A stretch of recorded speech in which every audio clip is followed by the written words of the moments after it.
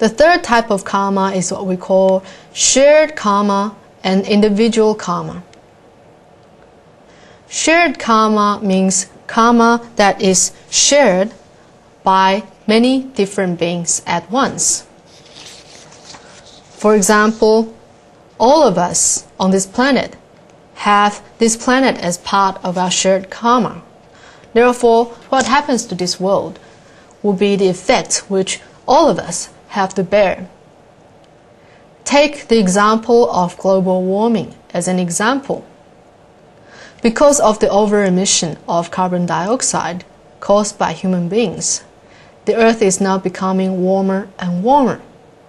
And the results of this will be irregular weather patterns. So unexpected storms or typhoons will occur in different parts of the world that causes disaster.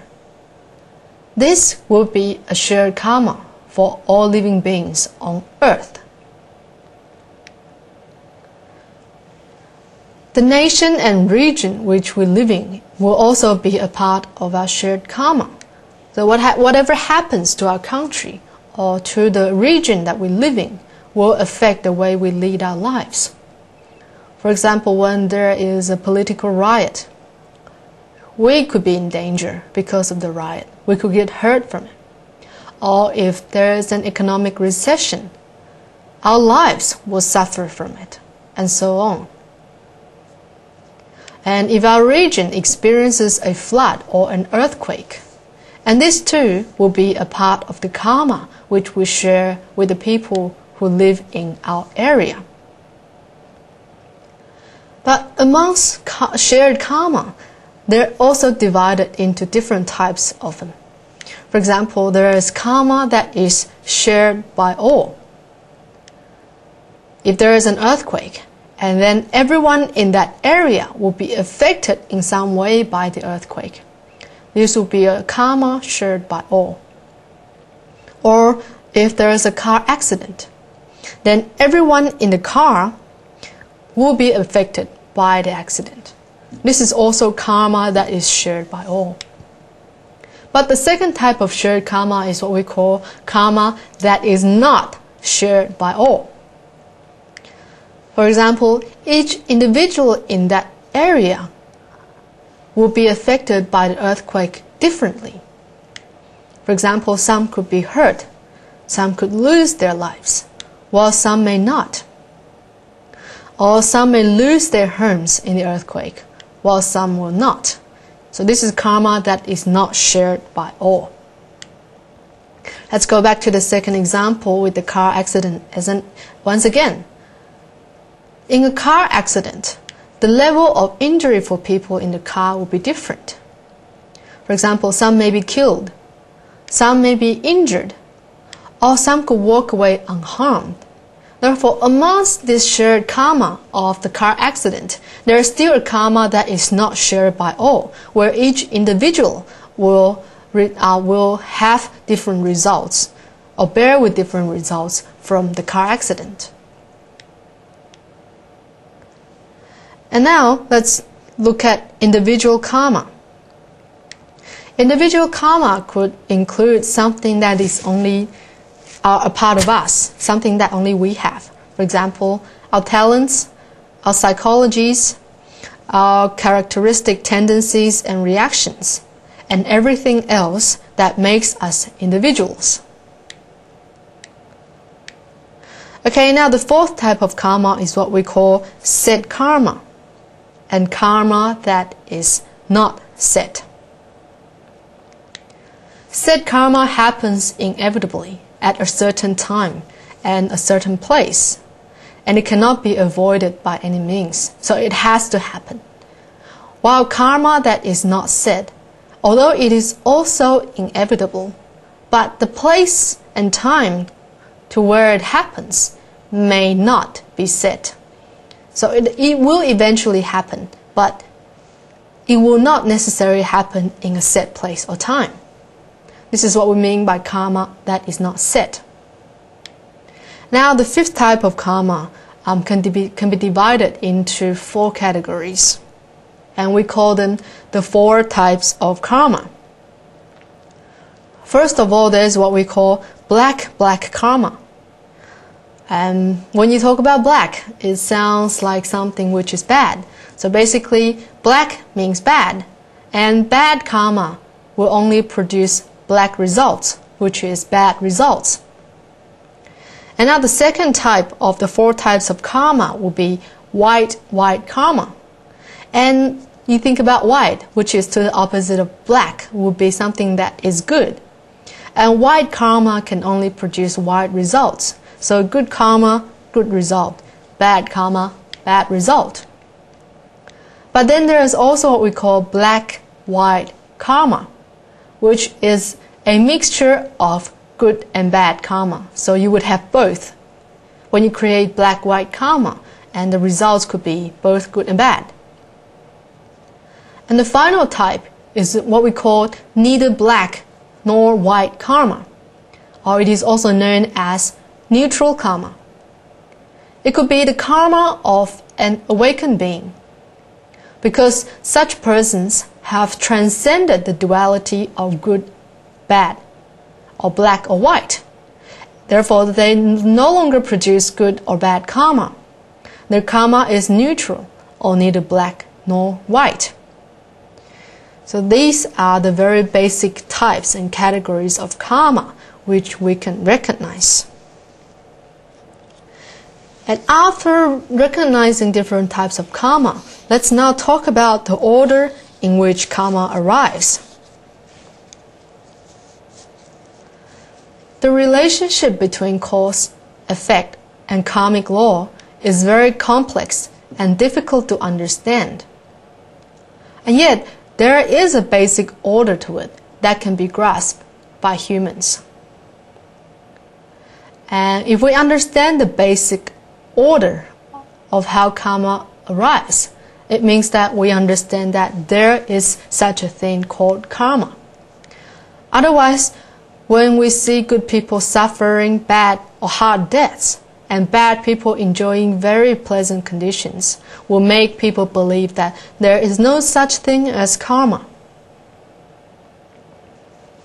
Well, karma arrives in a more or less definite order. There are 3 basic levels of this order. First of all, there is karma generated in this life and arriving in this life. Secondly, there is karma generated in this life but arriving in the next life. Thirdly, there is the karma generated in this life, but arriving in some lifetime beyond the next life. This is like 3 different seeds taking different lengths of time to grow. Some may grow this year. For example, if you plant a bean, it will grow this year. But some may grow next year. For example, you plant a mango seed. You may not be able to get a mango until next year. Or some may take longer than that to grow. For example, if you plant a peach, it could take 3 or even more years for you to end up with a peach, and so on. Therefore, karma works exactly this way. There are also 2 reasons to why karma arrives in different times. The first is that the cause of the karma is either quick or slow to generate. Or secondly, the conditions of the karma are either weak or strong. For example, this is like planting seeds that may be either quick or slow to generate. And this could be due to weak or strong conditions, which means that there are conditions that may or may not surround one of those seeds. If a quick generating seed is given good light and sufficient water, it will grow very quickly. Whereas a slow generating seed that is kept in the dark may not grow for many years. Another example could be me sitting here, feeling hungry. Okay, so what do? I could get up and find food, and then hunger can be satisfied quickly. Or I can just sit here and wait until someone brings me food. Therefore, the cause to end hunger may be all the same, which is to eat. But the conditions to satisfy my hunger may be very differently. Whether I give my condition to end the hunger quickly by getting up and find food myself, or simply sit here and wait for the right conditions to arrive, then these are what determines the time it takes for a karmic result to happen. This is why one may often observe very good people suffering quite badly. In this life, they have been good, but the karma from a previous life is so strong that it must bear fruit. Therefore, the causes they're planting today are very important, but no one can escape harvesting what has been planted in the past. Once there was a very poor boy who had to sell hot cakes for a store owner. Every day he would go to the store, take some hot cakes and try to sell them on the street, and then bring the money back to the owner. And one day there was a Buddhist monk who wanted to raise money to build a temple. And the way he did it was to stand over the site and wait for people to donate money to him.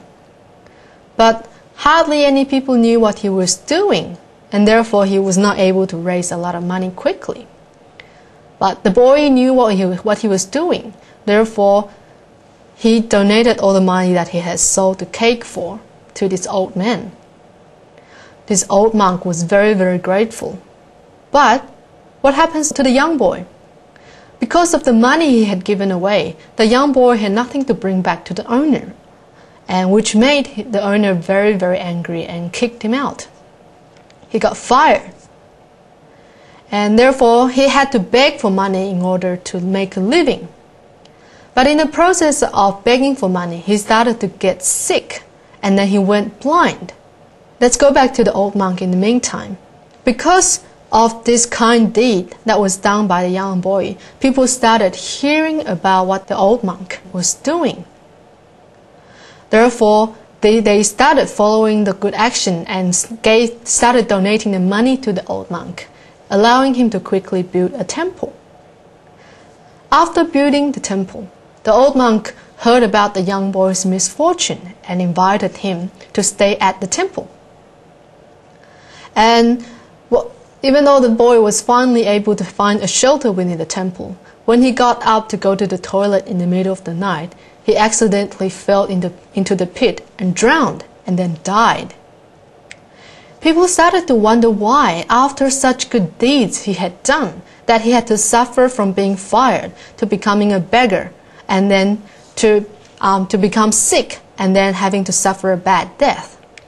Therefore, the old master or the old monk said to his devotees, because of the kind deed which the young boy had done, it has allowed him to shorten his 3 lifetimes bad karma into 1 lifetime. He was meant to spend 1 whole life as a beggar, and the second as a blind man, and the third to suffer a bad death by drowning into the toilet. But his kind deeds had allowed his bad karmic results to happen within 1 short life. But after that, he will enjoy very good future lives. This is a very good example of how karmic results may take place in different times. But the time which it takes may be determined by the kinds of deeds or actions that you take out in this life. And that's a way in which we can understand the order in which karma arrives.